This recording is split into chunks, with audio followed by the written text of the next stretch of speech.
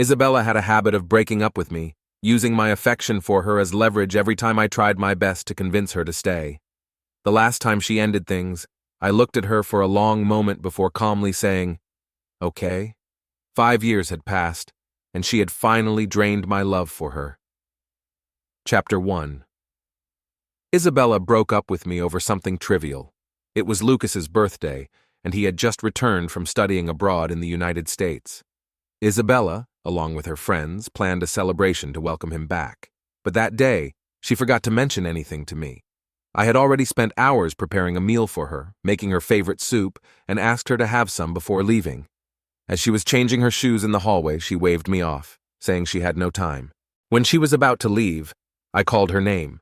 She turned around, the black marble wall behind her making her appear fair and sweet, though her expression seemed impatient. I carried the soup over and gently took her wrist, saying, "You woke up late, and your stomach is empty. Drink some soup first to settle your stomach." She clicked her tongue in annoyance, replying, "Can you stop micromanaging me? It's so annoying." With that, she waved her hand dismissively.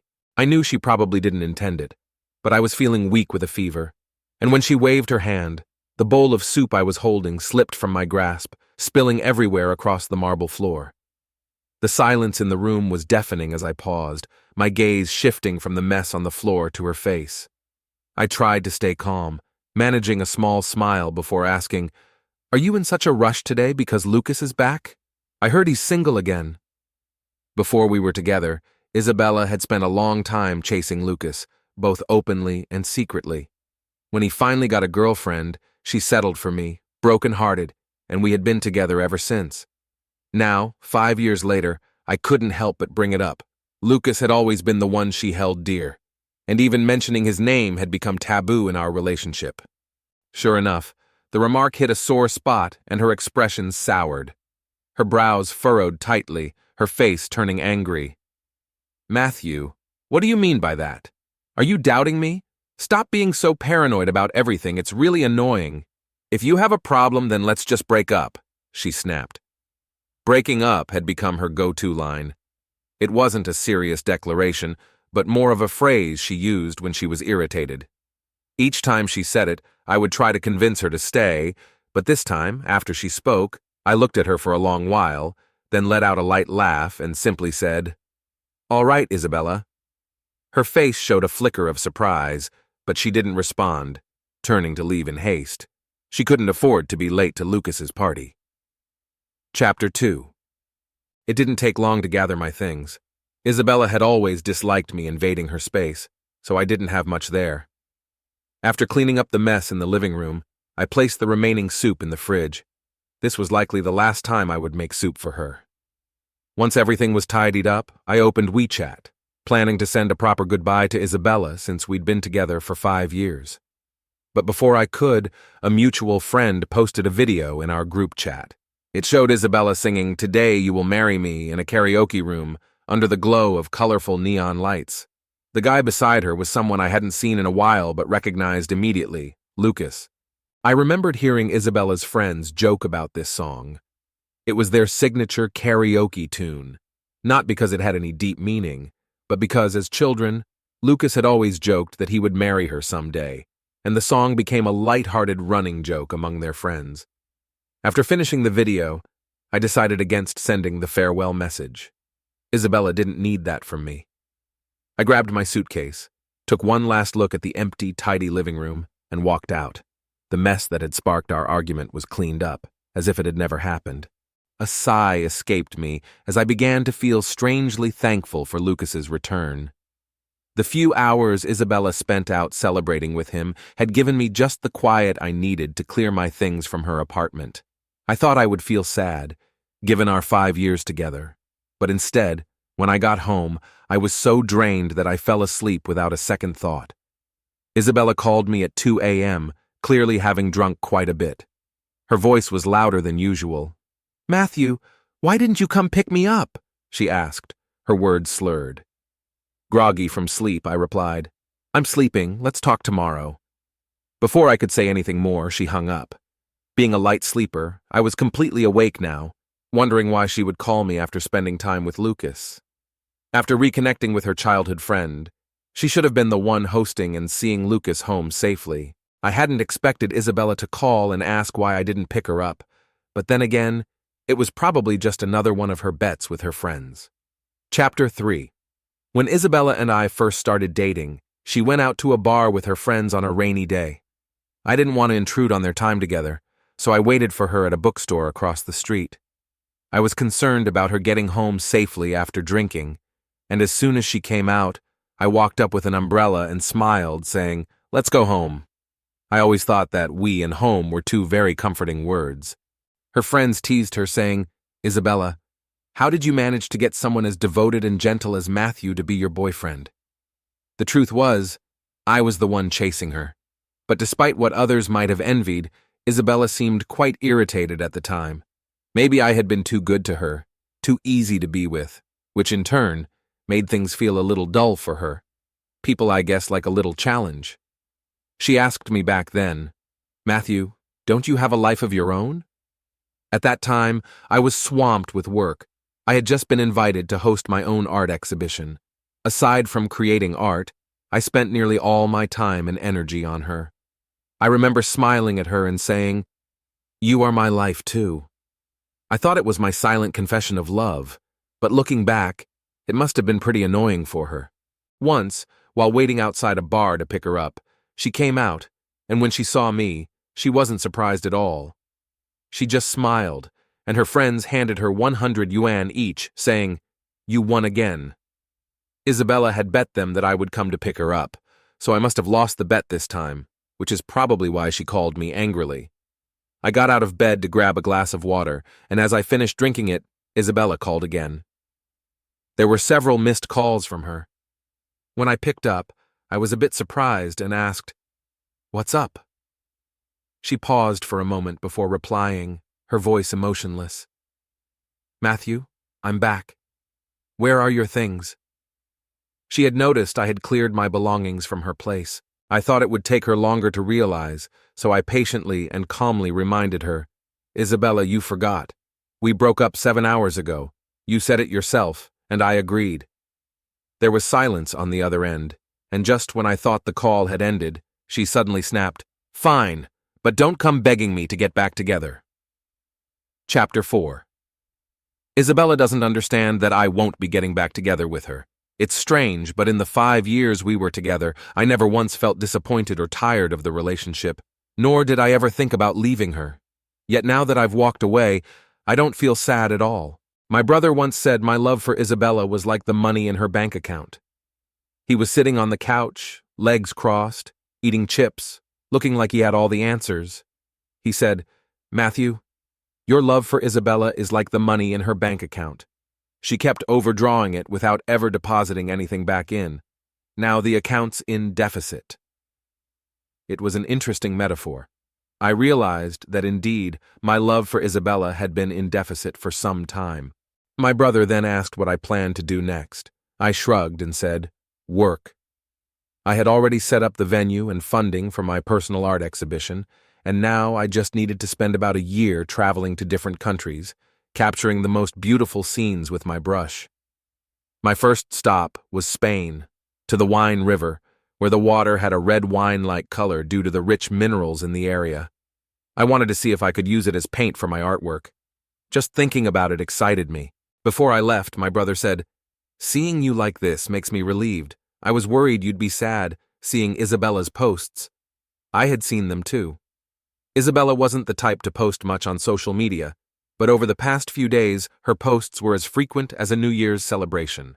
There were pictures of her and Lucas visiting various scenic spots in City A, trying out different cuisines. I understood her joy at Lucas's return, but the frequency of her posts made me wonder if she was doing it intentionally to make me jealous. However, I quickly brushed that thought aside.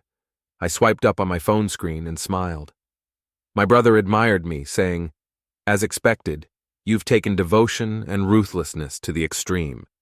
I smiled back and replied, "Devotion is my respect for the relationship, and ruthlessness is my respect for myself." On my taxi ride back, I saw another of Isabella's posts. She had taken Lucas to the zoo and posted a selfie with an alpaca. I exited her moments and decided to change my profile picture.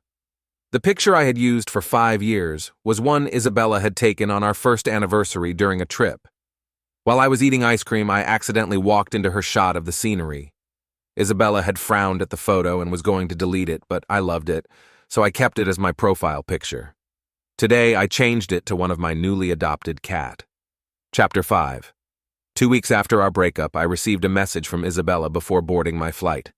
It was simply a question mark followed by, "You changed your profile picture." I couldn't see her face, but the brevity of the message told me everything I needed to know. I could imagine her frowning at her phone, clearly displeased. I paused for a moment, then turned off my phone without responding. I boarded the plane to Spain and spent an amazing month by the Wine River. I left my phone off, cutting myself off from social media and all other distractions, and focused entirely on my work. While collecting mud from the river to use in my paintings, I met someone interesting named Sophie. At first, I didn't realize who she was. She suddenly grabbed me from behind, wrapping her arms around my waist. For a brief moment, I thought I was being attacked. In my panic, I quickly smeared the mud I had in my hands all over her face. Her face became covered in red mud, and her eyes were shut tight. But she held on to me tightly, saying in English, "It will all be over soon. You have a long life ahead of you." She thought I was trying to commit suicide in the river. Realizing what was happening, I stopped struggling. My nerves calmed, and I found the situation oddly amusing. I patted her hands on my waist and told her, "I'm just collecting mud." That's how we met. She didn't recognize me at first, especially since I had smeared so much mud on her face that she couldn't see. I guided her to the nearest clean water to wash off. Once she was cleaned up, her face brightened, and she turned out to be a fellow countryman. Meeting a fellow traveler in a foreign land is always a pleasant surprise. After everything was sorted, I felt a bit guilty and apologized to her. Sophie was surprisingly relaxed and didn't seem angry at all. She smiled brightly and gave me a thumbs up, praising my quick thinking and alertness. She told me she was heading to the south of Spain for a beach vacation and had been passing through WVA province on the A461 road when she saw me in the river. She assumed I was trying to kill myself, so she rushed to save me, nearly going blind in the process. Once she heard about my creative concept, she became very interested. She was a curious person, and after hearing my explanation, she decided to change her plans and stay to see if I could really create paint using the water and mud from the Wine River to capture the local beauty. I was happy to have her join me, as she was a considerate and respectful person who maintained a comfortable social distance. She never disturbed me when I was working, and sometimes, when I was working late into the night, she would have the waiter bring food to my door, knocking lightly 3 times before leaving. Chapter 6. When I emerged from my room more than half a month later, I noticed that the innkeeper's son had been flirting with Sophie. It seemed like everyone in the area liked her. She gracefully declined his advances and glanced over at me. After a moment, she smiled slightly and said, "When your artwork is exhibited, no one will believe what the artist went through to create it." I laughed too. I was covered in paint and mud, looking as though I had just been dug up from the ground, but I had just finished my proudest piece of work, so I didn't mind the teasing. I looked at her, smiling with excitement, and said, "Weren't you curious? The time has come to satisfy that curiosity." She looked at me, slightly stunned for some reason. I led her to my studio, where a 2-meter-long painting perfectly replicated the scenery of the Wine River. Her eyes widened in amazement and surprise as she entered, which greatly pleased me. She admired the painting for a while before turning to me and saying sincerely, "It's my honor to be the first to see this." To thank her for her thoughtful care during the past few days, I treated her to a meal. 3 days later, we parted ways. We were both spontaneous people, and we didn't exchange contact information. To us, the other was just someone who added a bit of interest to our journeys. Sophie continued on her travels, having satisfied her curiosity, while I prepared to stay a little longer before heading home.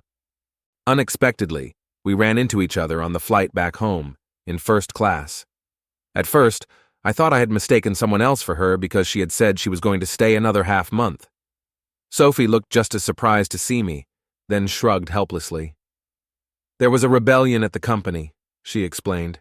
"I had to go back and take charge." I couldn't help but smile. We landed in Beijing at 2 a.m., and Sophie's driver was waiting for her outside the airport.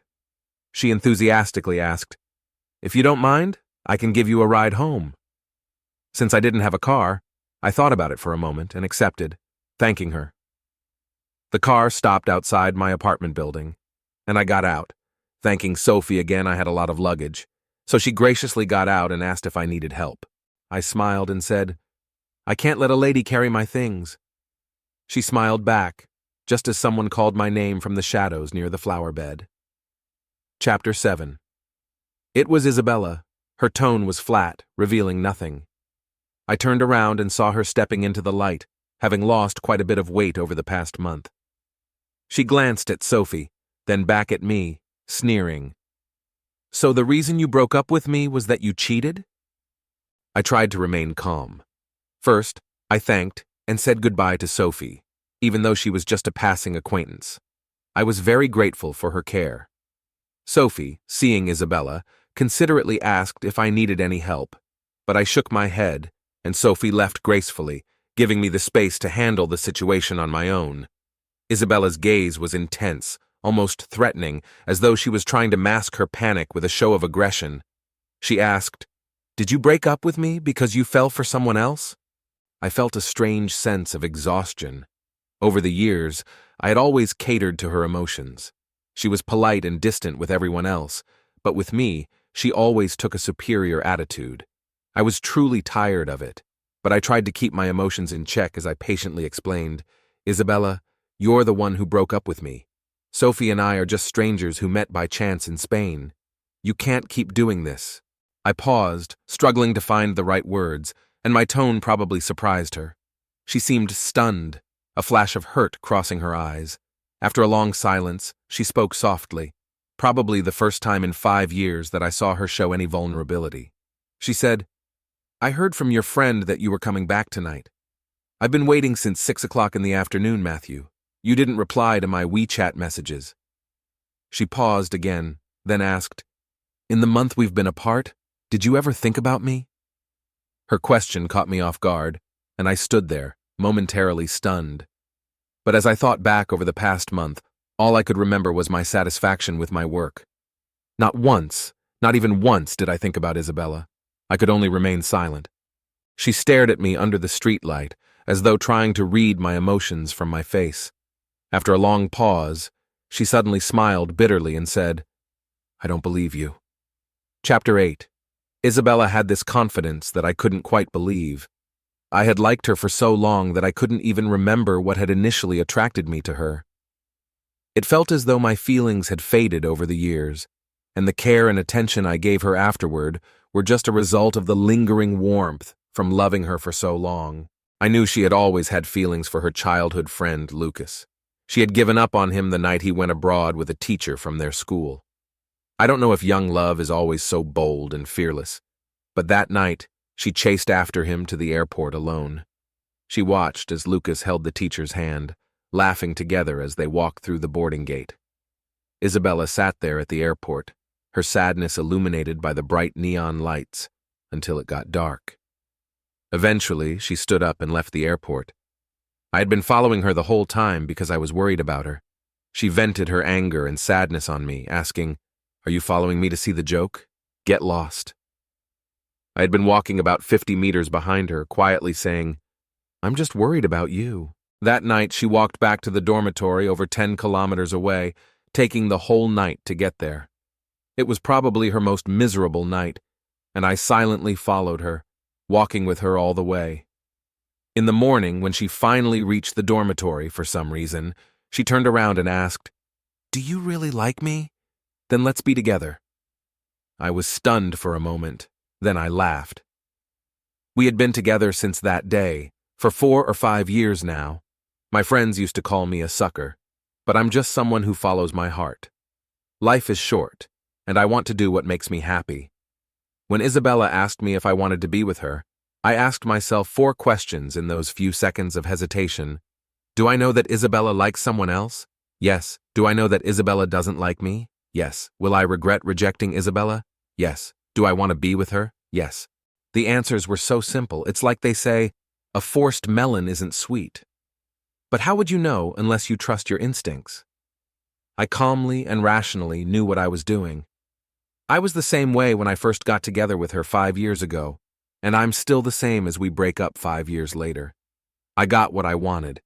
Compared to those who have never been with the person they love, I don't know if I'm lucky or unlucky.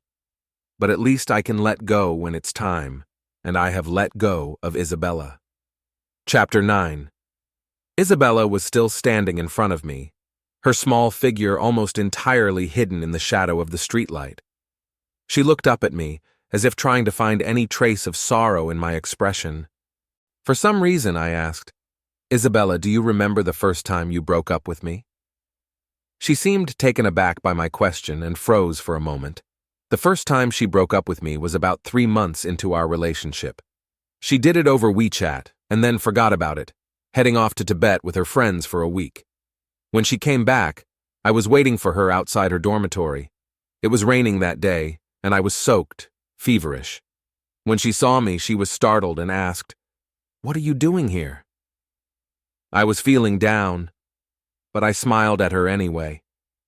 She probably softened up because her heart had already given up on Lucas. It didn't matter who she was with, and we got back together. I asked her, "Isabella, when we broke up and you went to Tibet, did you ever think of me even for a moment?" I sighed and added, "I felt the same way you did back then." Her expression darkened at my words. She stepped back a few paces, then turned and walked away. In her eyes, coming to find me tonight had already been a great concession, a gesture of giving me face and respect. The fact that I didn't respond to her probably felt like a slap in the face to Isabella. She had every right to be angry. When my friend found out Isabella had come to see me, he was surprised and asked, "Could it be that Miss Tin realized after losing you that she actually has deep feelings for you?" I just smiled without saying anything. Instead of her liking me, it was more likely that her possessiveness was at play. I had always been the humble boyfriend, always revolving around her. After the breakup, I cleaned up everything neatly and disappeared from her world completely. No WeChat messages, no attempts at reconciliation, no usual caring gestures. It was like a pet dog, always wagging its tail and following you around, suddenly stopping and no longer responding. One day, you would naturally become curious and wave a bone in front of it to see if it still had any interest. To Isabella, I was that pet dog. She came to test me because my post-breakup behavior surprised her. So she waved a bone in front of me to see if I was still under her control. If I even showed a hint of longing or affection, I believed she would quickly lose interest and walk away. My friend said I was overthinking it, but I stayed silent. Chapter 10. Isabella started appearing in my world more frequently, and it was almost ironic. After our breakup, she sought me out more often than in the last year of our relationship. The first time was because she found a stuffed bear I had left behind. It was the first birthday gift she had ever given me. Since I had a habit of hugging her while sleeping, it was an unconscious behavior, so she gave me the bear to cuddle with at night. She called and asked, "Do you want to come get it, or should I bring it to you?" I paused before replying, "No, just throw it away." Isabella fell silent for a long time, and just before hanging up, I added, "If you find anything else of mine, feel free to dispose of it. No need to contact me." She didn't respond. That night, Isabella called again. I didn't pick up the first time, but the phone kept ringing persistently. I sighed and answered. She was drunk, which surprised me since she always knew her limits and never got drunk. She slurred, "You left something at my place." I patiently replied, "I don't want it. Please throw it away." I paused before adding, "Isabella, don't call me late at night anymore. I won't answer." She ignored me and continued, "The necklace, the one designed by Cesar that you liked. I bought it, and you forgot to take it." This was the anniversary gift I had mentioned to Isabella for our 5th anniversary. 2 weeks before the anniversary, she had asked what I wanted, which was surprising because in all the years we were together, I was the one always giving her gifts. I had told her I liked a necklace designed by Cesar, inspired by the designer's 5-year relationship with his boyfriend. The necklace held sentimental value. Isabella had nodded and said, "Okay." But on our 5th anniversary, she not only forgot the necklace, but also our anniversary. 3 days later, Lucas returned from the US, and she was eager to celebrate his birthday, preparing a gift and a welcome home party for him. Then we broke up. The reason I didn't love her anymore was simply the accumulation of these moments. My voice turned cold as I said, "It's too late, Isabella." There was a commotion on her end, and someone else took the phone, apologizing. "Matthew, I'm sorry. Isabella is drunk." After a brief hesitation, they asked, "She seems really upset.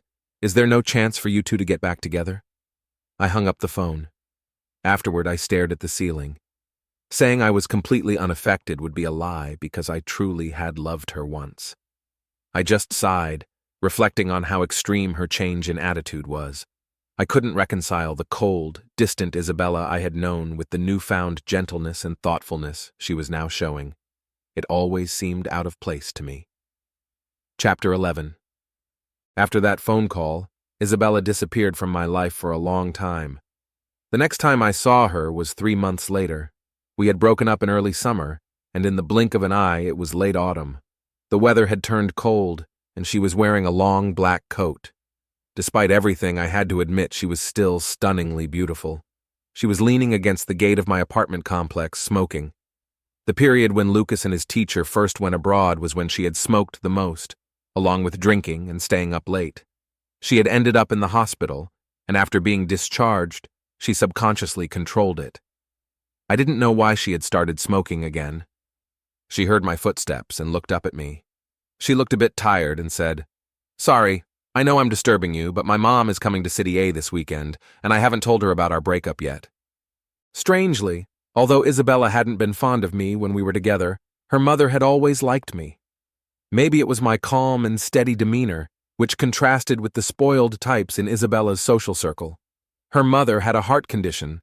Isabella's expression showed a bit of pleading as she said, "Just for 2 days. I'll explain everything to her slowly afterward." I hesitated, and then sighed, "Okay." Seeing me nod, Isabella breathed a sigh of relief, took a step back, and surprisingly said, "Thank you." Before leaving, she handed me a bag. "It's getting cold. You need to take care of your throat." This had been a long-standing issue of mine, as my throat often got inflamed during the autumn to winter transition. Every year, Isabella would have a friend buy me a particular health supplement from Australia, and I took the bag in advance, thinking it would prevent any future problems. I was surprised that she still remembered holding the bag. I watched her leave, feeling a swirl of emotions. Chapter 12. Isabella's mother stayed for 2 days before leaving. To avoid raising suspicion, I moved some of my things to Isabella's place. After her mother left, I began packing up my belongings. Isabella quietly followed me around, and just as I was about to carry my suitcase downstairs, she suddenly grabbed my hand. Her head was bowed, and I couldn't see her face. Then she asked softly, "Can't you stay?" After a brief silence, she looked up at me and spoke with restraint. "There's really nothing between Lucas and me. I'll admit that when he came back, I felt some emotions stir. But that's just a natural reaction to someone I once liked. I never thought about being with him." Her voice cracked slightly. She paused, then added, "I was the one who ended things. It was my fault. It won't happen again, Matthew. Please, give me another chance." I had never seen her like this before, and it left me feeling conflicted. I turned to walk away, but in my distraction I missed a step and fell down the stairs, injuring my calf bone. Isabella stayed by my side in the hospital, helping with the paperwork and taking care of me. After the surgery, when I woke up, she was asleep beside my bed. The room was cramped with 4 patients, and Isabella was squeezed between 2 beds, unable to stretch out properly. Even as she slept, her brows furrowed in discomfort, looking rather pitiful. Yet her hand still covered mine, as though she was prepared to wake up the moment I needed anything. I lay there, staring at the ceiling, feeling the anesthesia wear off and the pain start to set in. Despite the discomfort, I couldn't stop my thoughts from drifting back to a time long ago. Back then, I had just graduated and entered the workforce, proudly carrying the label of a genius graduate. An art gallery investor invited me to dinner, and I, naive and young, didn't question his motives, thinking he genuinely appreciated my talent.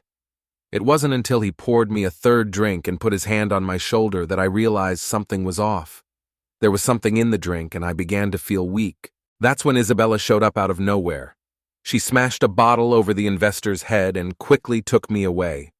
I later learned that she had planned to go to a concert with friends that night, but she never once used the incident to claim credit or blame me for ruining her night. For some reason, in that moment, I recalled her kindness. Even amidst the rough patches of our relationship, there had been moments like this. To be honest, I was somewhat moved. Chapter 13. Isabella stayed by my side in the hospital until I was discharged.